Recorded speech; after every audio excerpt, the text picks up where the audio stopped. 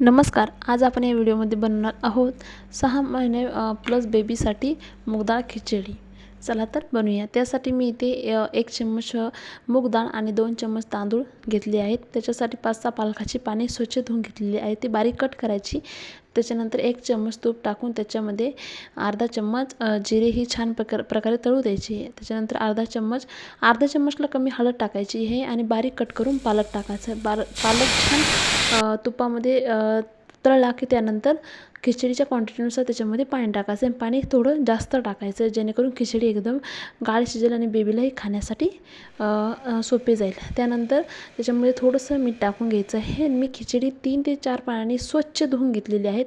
त्यानंतर ही खिचडी त्याच्यामध्ये टाकून मिक्स करून झाकण लावून घ्यायचं आहे.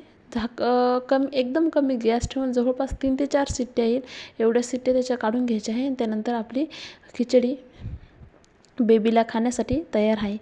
ही तुम्ही 6 महिने प्लस म्हणजे 6 महिन्याच्या नंतर जे मुलं आपण त्यांना वरचं फूड चालू करतो त्यांना ही खिचडी एकदा नक्की ट्राय करा. खूप आवडेल आणि खूप जास्त हेल्दी पण असते. व्हिडिओ आवडल्यास लाईक करा आणि अशा नवीन व्हिडिओसाठी चॅनलला नक्की सबस्क्राईब करा. थँक्यू.